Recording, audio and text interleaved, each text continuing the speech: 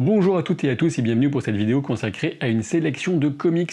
Quand on parle de comics, généralement on pense aux super-héros et c'est bien normal puisqu'ils occupent une place centrale dans la bande dessinée américaine et pourtant de très nombreux artistes, aussi bien des auteurs que des dessinateurs, généralement ça va ensemble, travaillent sur des créations originales dans des univers aussi variés que passionnants. Glénat Comics, qui est sponsor de cette vidéo, nous permet en France de découvrir certains des joyaux de cette production indépendante et passionnée.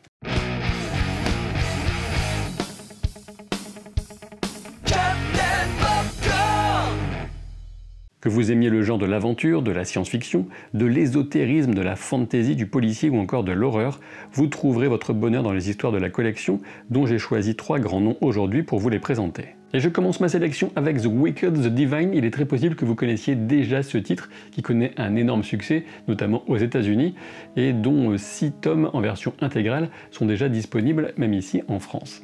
Cette série est écrite par Kieron Gillen et dessinée par Jamie McKelvey, qu'on connaissait auparavant pour leur collaboration sur Young Avengers, un titre Marvel bien sûr. Pour vous décrire The Wicked, The Divine, pour vous faire capter un peu de son essence, j'ai envie d'utiliser l'expression de pop mythologique, puisque cette série va proposer un regard aussi complice qu'analytique sur la fascination que peut avoir notamment la jeunesse pour les stars, notamment les pop stars, et le pouvoir qui vient avec la célébrité. Dans cette version de notre Terre, tous les 90 ans, des dieux, 12 a priori issus de multiples religions, s'incarnent en de jeunes adultes et deviennent des sources d'inspiration, de frénésie populaire. À notre époque, les dieux et déesses sont des pop stars et inversement. Et dès ce petit résumé, on comprend un des messages, à savoir que les pop stars de nos jours atteignent un statut de quasi-divinité, mais tout a un prix, la gloire est éphémère et ce panthéon, après sa révélation, ne vit que pendant 2 ans. The Wicked, The Divine nous emporte dans les destins grandioses et tragiques de ces divinités d'un moment au travers de Laura, une milléniale totalement fascinée par ces superstars surnaturelles, mais loin d'imaginer la bassesse des instincts à l'œuvre comme l'immensité des enjeux.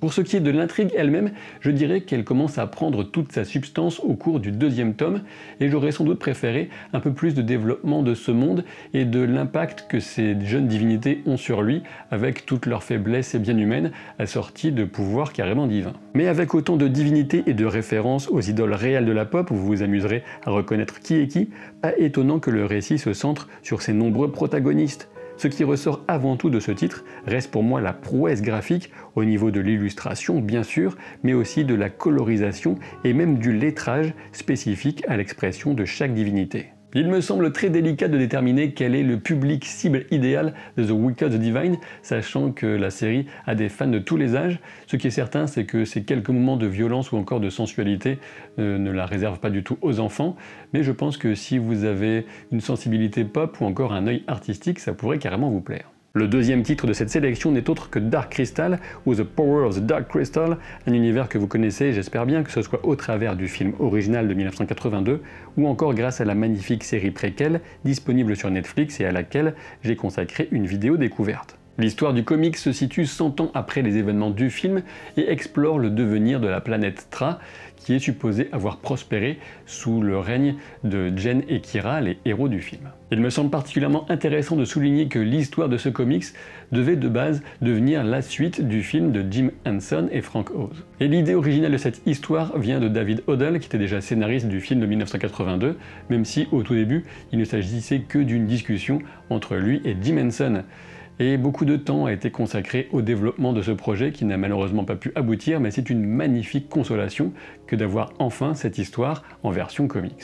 En résumé, si on veut découvrir l'histoire de Thra du monde de Dark Crystal dans l'ordre chronologique des événements, il faudrait commencer par la série Netflix, ensuite regarder le film de 1982 et enfin terminer avec cette bande dessinée dont le 2e tome est déjà disponible depuis le mois d'octobre. Quand on connaît Dark Crystal, on sait que les terribles et emblématiques Skeksis ne sont pas à proprement parler des incarnations du mal, mais plutôt des passions dévorantes et insatiables, sans raison pour leur donner mesure, ni cœur pour leur donner d'empathie ou de sens de l'équilibre. Comme l'explique Lisa Henson en postface de ce comics, on retrouve dans cette suite la volonté de dépasser un dualisme simpliste pour aller plus loin que dans bon nombre d'œuvres de fantasy et proposer une forme de réconciliation de l'intérieur avec l'extérieur. Car oui, Dark Crystal a toujours été porteur d'un message plus philosophique que moralisateur, pour aller un peu plus loin peut-être que certains des contes populaires de notre culture. Au scénario, on retrouve Simon Spurrier, un Britannique, qui nous met face au dilemme de personnages qui semblent forcés de choisir entre la mort d'un monde et la survie d'un autre. On va ainsi découvrir l'existence des Fœflings peuplant le cœur de Thra et vivant dans une harmonie incandescente rendue avec maestria par le trait et les couleurs dans des planches qui nous plongent dans les délicieuses fournaises d'un monde équilibré inscrit dans le symbolisme ésotérique de Thra. Et si comme moi vous êtes fan de Dark Crystal et que vous vous posez la légitime question est-ce qu'on retrouve les personnages principaux du film dans le comics, eh bien rassurez-vous, la réponse est oui, y compris l'inégalable Ogra, toujours entre sagesse et bougonnerie incarnée. L'ensemble du travail d'illustration est fourni par deux sœurs jumelles, Kelly et Nicole Matthews, qui assurent crayonné, ancrage, finition et couleur, et le moins qu'on puisse dire, c'est que le résultat est splendide. Clairement, l'enjeu visuel représentait ici un défi de taille quand on sait le sens du détail et la cohérence profonde reliant toutes les créations et les créatures de Thra. Les sœurs Matthews se révèlent plus qu'à la hauteur puisque c'est d'abord leur monde graphique qui nous permet de replonger directement dans un autre monde, un autre temps, par-delà l'âge des merveilles. Ce comics Dark Crystal s'adresse à tous ceux qui aiment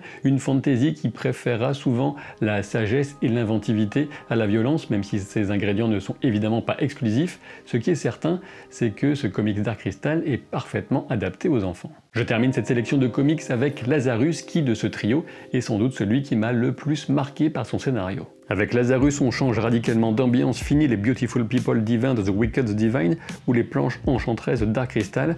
On entre cette fois dans un style plus réaliste et froid qui colle totalement à un monde dystopique et post-apocalyptique. Je pense que Lazarus, ce comics, vous plaira si vous aimez aussi bien l'action, les combats, que les jeux de pouvoir entre des familles qui se sont partagées les ruines du monde, ou encore des machinations au cœur même de ces familles. Certes, on pourrait penser que le personnage central en rappelle d'autres puisqu'il s'agit d'une jeune femme aux capacités surhumaines, car pensée dès sa conception pour être le soldat ultime de la famille Carlyle. Cette jeune femme qui se nomme Forever est donc le personnage principal de cette histoire et elle est ce qu'on appelle un Lazare, c'est-à-dire une humaine améliorée, augmentée, jusqu'à en devenir une arme quasiment immortelle. Ce qui ne trompe pas, c'est qu'on trouve des grands noms derrière Lazarus, puisqu'on a Greg Rucka au scénario et Michael Lark au dessin. Greg Rucka a commencé par romancier, notamment avec le genre policier, sachant qu'il a écrit plus tard aussi des romans dans l'univers Star Wars.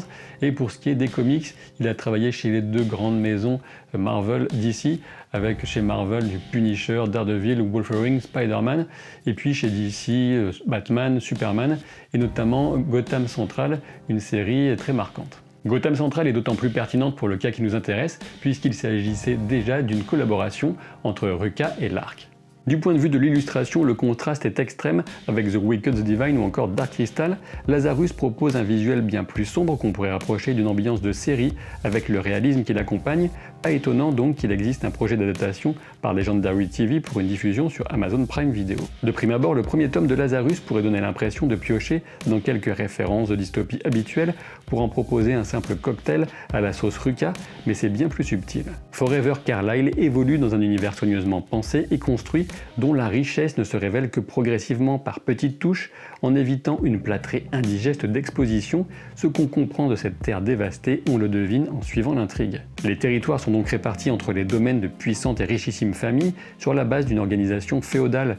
L'humanité est divisée en 3 castes à l'inégalité aussi extrême qu'impitoyable. Tout en haut de l'échelle, on trouve les membres des fameuses familles, puis viennent les serfs, comme dans le servage du Moyen-Âge. Ce sont les humains qui ont une utilité pour une famille et donc une valeur. Enfin, tout le reste de la population humaine est considéré comme appartenant aux déchets, dont la vie n'a aucune espèce d'importance. Lazarus traite des sujets comme l'inné et l'acquis et des risques encourus par une civilisation qui semble incapable de traiter ses problèmes les plus urgents pour se concentrer sur la protection d'intérêts particuliers dominés par l'argent. On pourrait même penser que Lazarus a été pensé pour être difficile à classer pour un critique comme moi entre science-fiction et récit d'anticipation.